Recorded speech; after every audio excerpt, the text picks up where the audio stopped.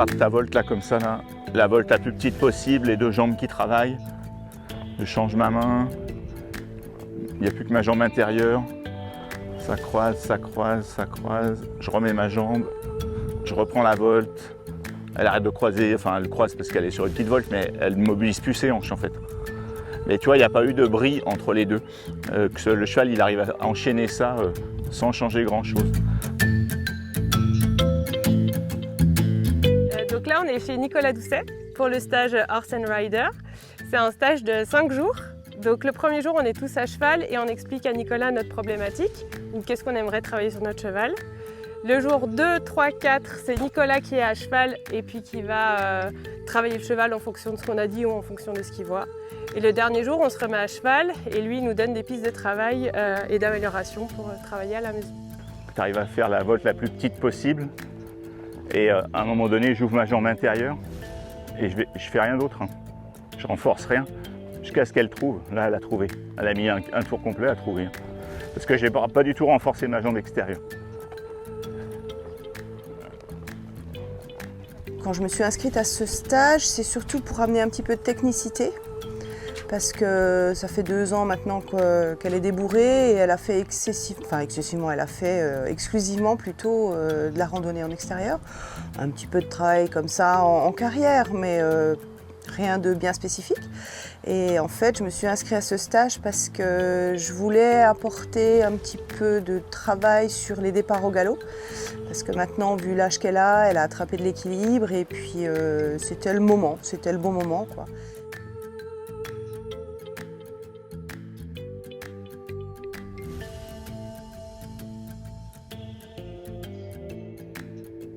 Il est un peu stressé quand on commence à mettre des jambes, donc d'arriver à trouver des pistes pour qu'à la maison, même en rando, je puisse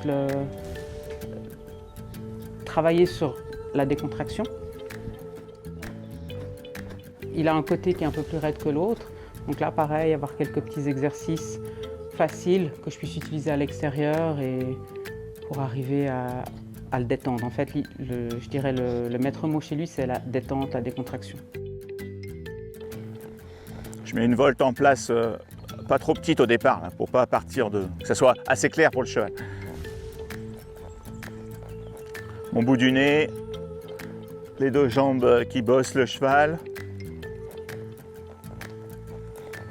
Je vais faire une spirale, donc je vais partir toujours ici, mais après c'est pas obligé. Mais ici, là, je réduis, voilà, je réduis mon cercle.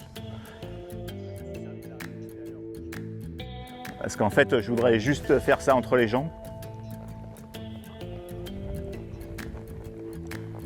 Donc là, j'ai tenu un cercle complet de ce nouveau diamètre, mais j'ai un peu de difficulté, elle pousse sur ma jambe droite. Ici, voilà, j'ai réduit de nouveau. Tout de suite, ça la pousse à venir un peu en opposition sur ma jambe droite. Puisque je puisse gérer les épaules et les côtes avec mes jambes, en l'aidant le moins possible avec mes rênes. Avec un poulain, je vais l'aider avec mon couloir de rêne. Je vais dire hey, viens un peu par là, viens un peu par là. Mais en premier, je vais mettre les jambes et je vais l'aider avec mon couloir de rêne en second. Donc, je réduis encore. Il faudra voir. Donne-lui la chance. Donc là, j'ai fait une spirale concentrique. Et je vais aller sur la plus petite volte dont je sais ce cheval capable. Elle peut marcher sur petit. Je ne vais pas aller au spin pour ne pas l'induire en erreur sur l'exercice.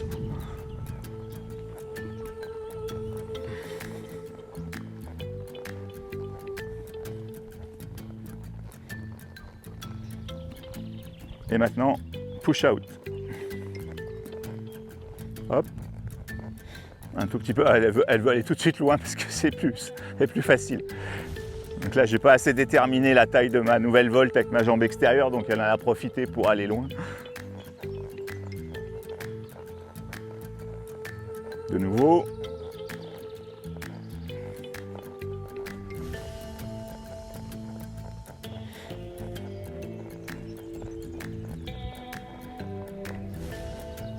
De le demander tout le temps au même endroit, c'est cool parce que ça te montre que ton cheval est précis, mais après, il y en a qui vont anticiper et puis qui vont tout le temps commencer à psychoter à cet endroit-là. Donc sur cela, c'est pas intéressant de le faire.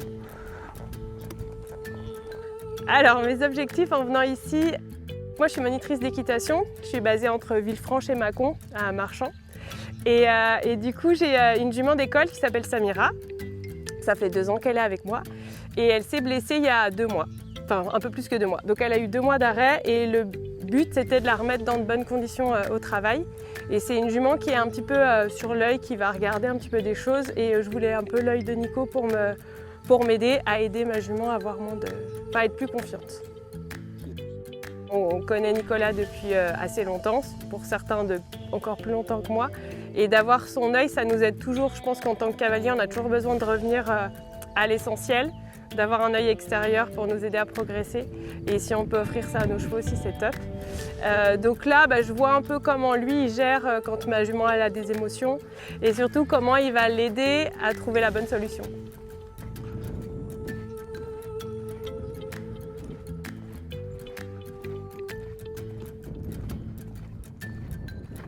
C'est pas le clé en main non plus et que derrière, faudra quand même entretenir ce que Nicolas aura déjà travaillé un peu. Il va pas résoudre le problème, c'est pas ça, mais en tout cas, il nous aura donné des pistes à travailler en fonction de nos besoins, etc. Et à nous de persévérer, de continuer et d'entretenir, parce que quand Nicolas monte à cheval, monte sur nos chevaux, tu sens tout de suite la différence en fait. Et ne serait-ce que ce petit bout qu'il a pu nous mettre en place sur le cheval, à nous de le conserver en fait, et puis d'améliorer tout ça.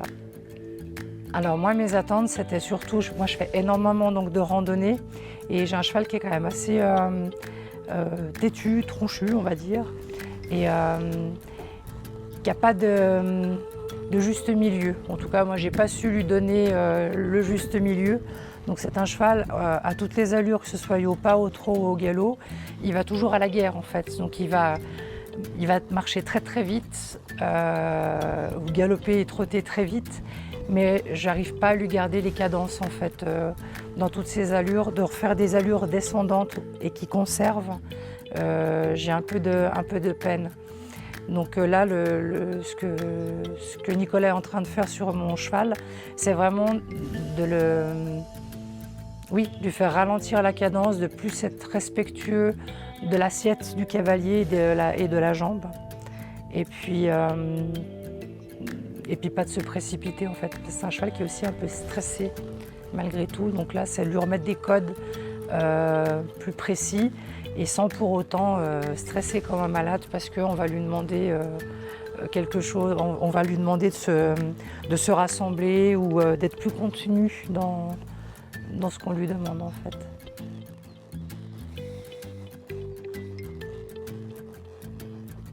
Le but, c'est un cheval que j'ai depuis maintenant 8 ans. Il a 11 ans, je l'ai depuis qu'il a été débourré à 3 ans. Et je le travaille régulièrement tout seul, mais surtout avec les conseils de Nicolas. Et d'autres personnes comme Franck Brun, un ami, et puis Richard Roche, un autre ami.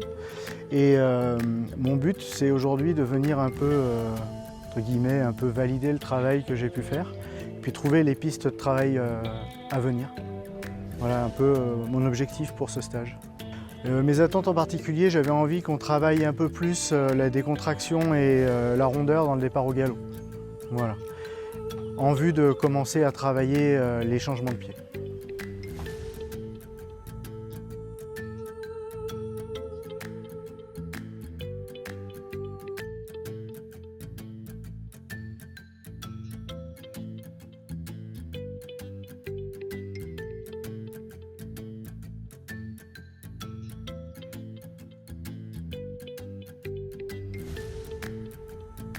Bon, moi, en fait, je suis venu chez Nico parce que j'ai confiance en l'homme de cheval.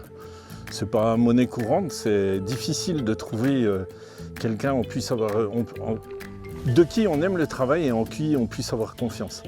Et moi, c'est doublé d'une problématique, c'est que je suis cavalier depuis plus de 50 ans J'ai eu un vilain accident en 2019, je me suis cassé un pied, je ne peux plus monter à cheval très longtemps. Du coup, j'ai un cheval qui a un petit peu d'âge, mais qui est tout vert. Et du coup, Nico m'aide à me faire un cheval qui puisse être adapté à mes capacités physiques, quoi. Voilà. J'ai perdu énormément en potentiel. J'ai toujours mes connaissances, mais beaucoup plus difficile à les appliquer. Et avec lui, ça fait, je dirais, un trinôme, puisqu'il y a le cheval entre les deux, qui est extraordinaire, quoi. J'arrive à me faire plaisir, à retrouver des sensations. Et voilà, grand moment de bonheur.